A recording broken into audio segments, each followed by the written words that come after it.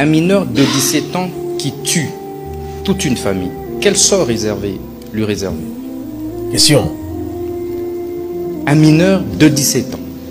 Ça veut dire qu'un enfant qui a moins de 18 ans, mais qui débarque chez vous et tue votre parent à coups de machette. Vous faites quoi de cet enfant? Question. Entre ces mineurs qui a tué votre parent et un majeur qui a volé peut-être une poule, qui en principe devrait bénéficier de la clémence de l'État. C'est pourquoi moi je pense qu'au-delà de tout, il faut bien apprécier les cas. Ça c'est ma conviction personnelle. Qu'à un moment nous avons été emballés et nous devons nous regarder en face. Quelles sont les réalités de notre société et légiférer en fonction de cela. C'est de cette façon que nous allons sortir notre pays du marasme. Nous allons développer notre pays. Plutôt que quand en France on dit non, à 17 ans l'enfant est mineur, ici aussi oui, à 17 ans l'enfant est mineur. Ce mimétisme nous a détruits. Mais je conviens avec vous qu'à 10 ans, l'enfant doit être à l'école. À 11 ans, l'enfant doit être à l'école. Et le chef de l'État nous avait instruit là-dessus, la première ministre également.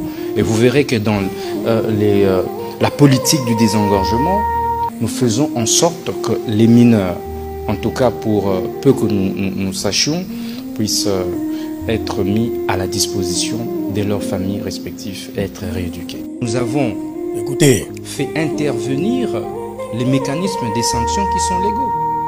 Jadis, c'était on arrête, on met dans le cachot et après il négocie pour libération. J'étais scandalisé lorsque nous étions en train de convoyer la dernière vague. Mais il y a un Koulouna qui a menacé un journaliste devant nous. Les images sont là, en disant que Narobi Makaka, donc je finirai par sortir et je vais te tuer toi. Et Nakangi Longinayo. Est-ce que vous le savez? Et donc, ils ont été habitués à la largesse de la justice, à la largesse des forces de l'ordre. Et j'aime bien la plupart des compatriotes qui nous soutiennent et soutiennent cette initiative du gouvernement.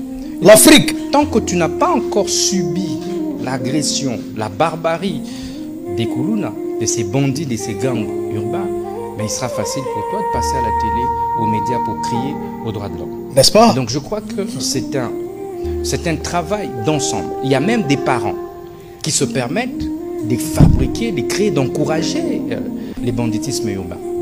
Les enfants sortent, volent, pillent, tuent et ramènent les butins à la maison. Et lorsqu'on les recherche, ils les cachent. Nous disons que même ceux-là seront désormais poursuivis pour complicité du banditisme urbain. Donc il ne faudrait pas, au-delà de tout ce que nous pouvons dire, le gouvernement fournit suffisamment d'efforts.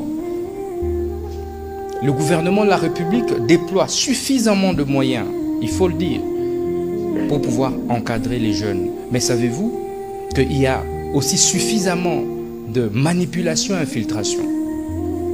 Parce que ce que vous ne savez pas, c'est que ces groupes, des gangs urbains, se connaissent et sont organisés. Donc il suffit avec l'agression que nous avons à l'est du pays, que ces voyous qui nous agressent puissent nous infiltrer, recruter quelques responsables de ces gangs. Nous allons nous réveiller un bon matin, la ville est prise en otage par des gangs. Et ça, nous n'allons pas accepter. Parce qu'il s'agit de l'intégrité de notre pays, il s'agit de la souveraineté de notre pays. Nous allons devoir la défendre jusqu'au bout. Bien, la famille Bixoul 224. Je suis entièrement d'accord avec le ministre de la Justice du Congo. Oui.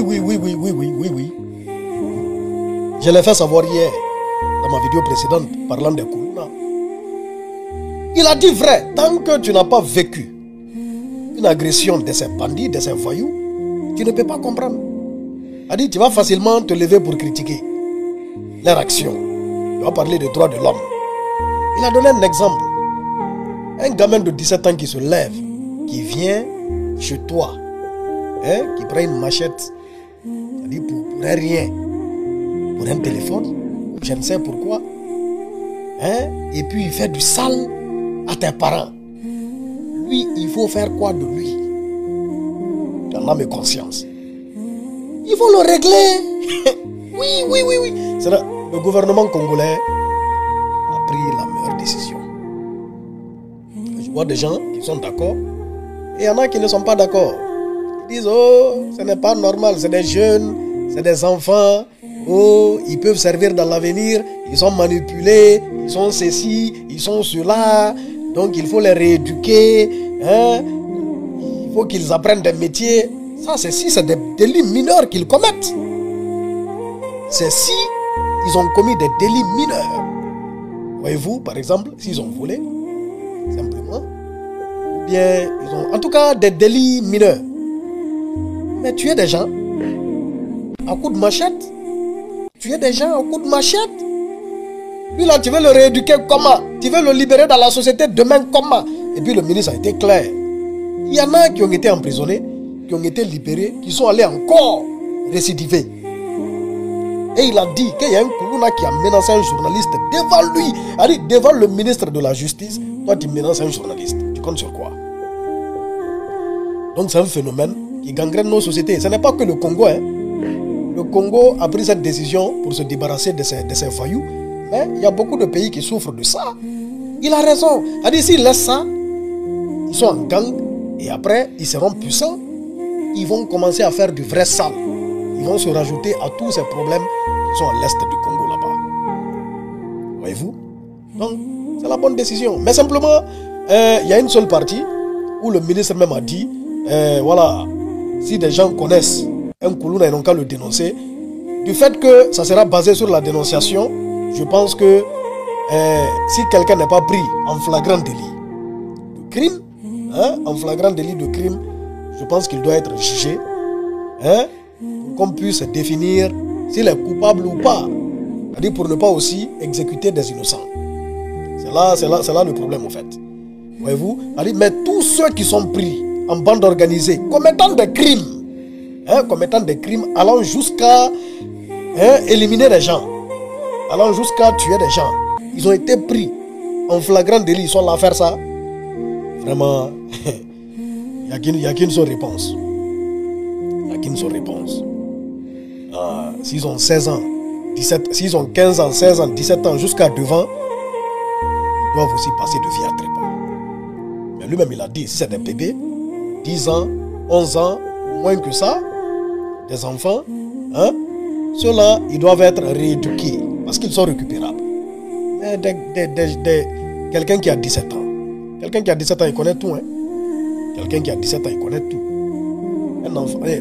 Un enfant de 17 ans, il connaît tout. Donc, si lui, il commet un crime délibérément comme ça, il doit passer de vie à trépas.